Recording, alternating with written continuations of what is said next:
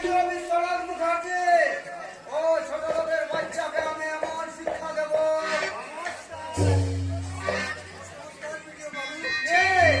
ও তুমি? আজ এই গায়ে গরিব চাষিদের কৃষি লোন দেওয়ার কথা, লোন দেওয়ার তালিকায় আমার নামটাও ছিল। থাকলে লাইনে গিয়ে দাঁড়াও। এখানে বিরক্ত করতে এসেছো কেন? সকাল থেকেই গায়ের অন্য নদীর মতো আমিও সরকারি সাহায্য পাওয়ার আশায় লাইনে দাঁড়িয়েছিলাম বাবু। সকলের হাতে আপনারা লোনের টাকা দিয়ে দিলেন, কিন্তু আমার নামটা লেট থেকে আউট হয়ে গেছে। সেটা তোমার ছেলেকে জিজ্ঞাসা করো। নির্মল? হ্যাঁ হ্যাঁ, তোমার ছেলে নির্মল সামান্য এক গরিব বাড়ির ছেলে হয়ে সে চাঁদে হাত বাড়িয়েছিল। তাই নয়, আমাকে সম্মান তো দূরের কথা, উল্টে আমাকে অপমান করতে উদ্ধাবত করেনি। তোমার নামটা আমি লিস্ট থেকে কেটে দিয়েছি। অঞ্চল, দ্যাট মিন্স অঞ্চল প্রধান।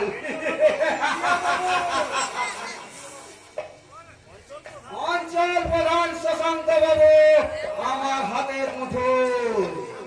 তাই কাল গিয়ে আমার এই অপমানের কথা বলছেন মিস্টার মুখার্জি। অপমান? হ্যাঁ শশাঙ্ক বাবু, আজ আমি ওদের উচিত শিক্ষা দিতে চাই। মিস্টার মুখার্জি, আপনি এই অঞ্চলের অঞ্চল প্রধান নগরের ওই অভিযোগটা থানাতে না জানিয়ে সরাসরি আপনাকে জানাতে এসেছি। কিন্তু এক্ষেত্রে আমি কি করতে পারি? শুধু আপনি আমাকে সাহায্য করুন। নিশ্চয় করব। আমি ভিডিও আর আপনি অঞ্চল প্রধান, আপনি আমার কাছে এসে দাঁড়ালে ভবিষ্যতে আপনিও আমার থেকে সর্বোচ্চভাবে সাহায্য পাবেন। আপনার সাহায্য সহানুভূতি না দেখালে পঞ্চায়েত প্রধান হয়ে কি লাভ? বলেছেন বলেছি মানে প্রধান পদে আছে, আগামী দিনে রাও থাকতে পারে। তাহলে ওকে কি বলে? সুযোগে সব ব্যবহার করে তাকে সব বুঝিয়ে না।